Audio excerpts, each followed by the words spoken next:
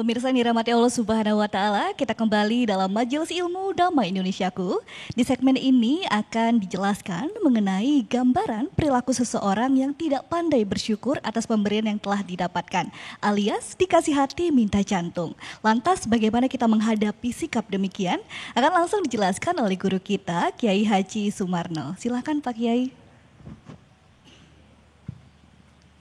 Assalamualaikum warahmatullahi wabarakatuh. Alhamdulillahi haqqa hamdi wassalatu wassalamu ala khair ibadi Sayyidina wa nabiyina wa qurrati a'yunina Muhammad wa ala alihi wa sahbihi wa man tabi'ahu huda ila akhiri ayami. Bapak, Ibu, Saudara hadirin rahimakumullah, para pemirsa Damai Indonesiaku di mana Anda berada, dan insya Allah sama-sama dimuliakan Allah Subhanahu wa Ta'ala. Setiap manusia selalu Allah berikan satu anugerah yang tiada ternilai harganya buat kita. Tapi kadang kita menjadi manusia lupa untuk mensyukuri nikmat. Namun ketika Allah memberikan nikmat, ada yang langsung, ada yang pakai via. Nah ini. Lalu bagaimana yang via kita harus hadapi? Yang pertama adalah malam yaskur ilan nas, lam yaskur ilallah. Orang yang tidak pandai berterima kasih kepada manusia, jangan harap dia menjadi orang yang pandai bersyukur kepada Allah. Enggak mungkin ada kita di alam dunia kalau tanpa ada ibu bapak kita. Enggak mungkin ada orang yang bijak yang memberikan kepada orang yang lapar kalau tidak ada orang yang memberikan jalan. Maka tema hari ini adalah orang yang udah kebangetan. Dikasih hati makan jantung.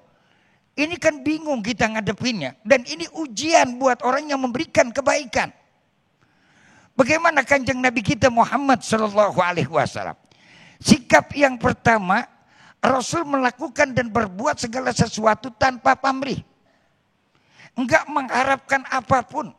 Contoh, Rasul selama ada di Madinah, ketika beliau tinggal di kota Madinah, setiap pagi Rasul mau berangkat ke masjid, ngasih makan, ngasih minum, ngasih susu, minum, makan, susu, sama ibu-ibu tua.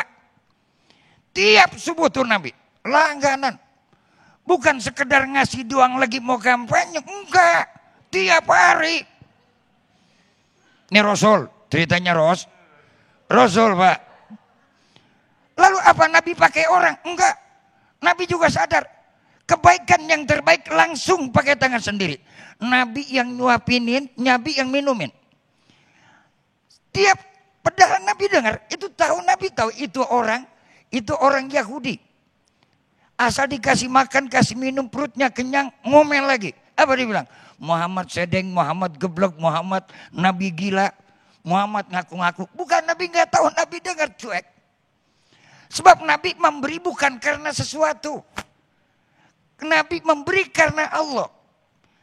Apapun yang namanya orang memberi karena Allah, menghadapi orang yang model kayak begitu yang nggak pandai terima kasih, cuek. Besok-besok barangkali kita akan bisa menghadapi kayak begitu. Makanya harus kita karena Allah. Ibu yang membesarkan anak karena Allah. Tuh anak nanti mau balas kita, enggak balas kita, urusan kita adalah karena Allah. Bapak cari nafkah juga karena Allah, bukan karena nanti anak pengen balas. Urusan tuh anak balas kagak balas, urusan dia nanti sama Allah. Ini kan kadang-kadang kita jadi orang tua juga enggak tahu diri, ngebebanin anak yang enggak di luar jangkauan kemampuan tuh anak. Tong, ntar lu kalau sekolah udah gede pinter, jangan lupa sama baba lu ya. Ini ya jujur aja Pak. Emang penyakit kita begitu kadang-kadang. Saya mau orang Betawi ngomong apa adanya aja dah. Nggak pakai dia tadi ngaling-ngaling. Itu anak kan belum apa-apa udah terbeban. Masih sekolah udah punya beban. Kalau tuh anak nanti dia laki-laki punya istri, kira-kira mana yang lebih dulu dia tanggung jawab? Istrinya dulu atau emaknya dulu? Kan sadar dewek. Tuh ngerti kalau di sini mah. Kan ibu ngerasain bu, bu, ngerasain kagak? Ibu kan jadi istri ketika suami mengutamakan orang tua dongkol kagak? Iya. Kalau bohong kira-kira ngapa sih? Kan kepengen kita minimal tuh suami ngomong dong sama istri. Iya Pak iya. Ketika suami diam-diam kesal kagak? Tuh, ini penyakit kita. Ya kan? Itu ibu ngerasain saya bagaimana nanti kalau kita jadi orang tua, anak punya tanggung jawab. Ini kadang-kadang ini nih. Ini penyakit kita nomor 1. Paham? Jadi kita harus paham. Tanpa paham alias jangan ngadepin sesuatu. Orang mau balas, orang kagak mau balas urusannya Allah. Jadi nggak depresi, nggak tegang, nggak stres. Yang kedua, sabar, diuji. Setiap orang melakukan kebajikan dan kebaikan, Allah uji dengan apa yang kita lakukan. Isbiru wasobiru warabitu wattaqullah. Disuruh dia sabar, isbiru wasobiru, dan jadi orang yang sabar. Menghadapi cacian, menghadapi makian, menghadapi orang itu mau terima kasih ke. Kadang-kadang itu udah nulungin malah dia ngemplang. Udah kita bantuin malah dia ngegigit. Kan kurang ajar.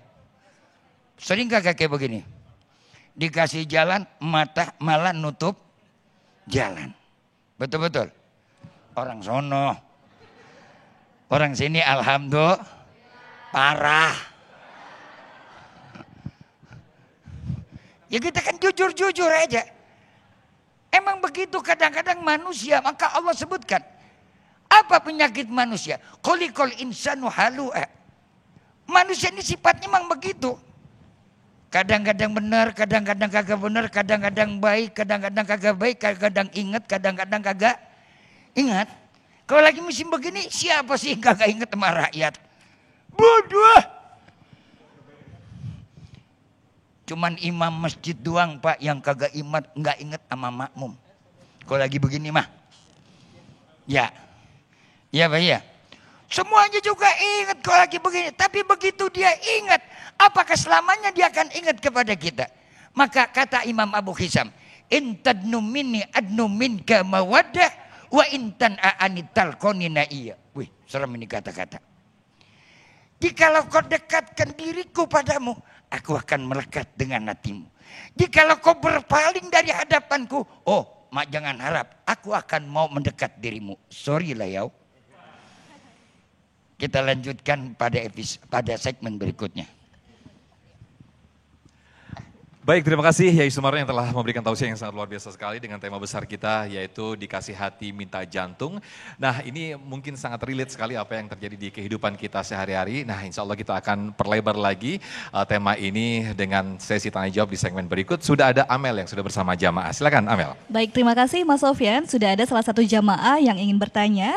Kita sapa terlebih dahulu. Assalamualaikum warahmatullahi wabarakatuh. Waalaikumsalam warahmatullahi wabarakatuh. Baik, dengan siapa namanya Bapak? Irwansyah. Baik Pak Irwansyah, silakan Bapak pertanyaannya apa hari ini?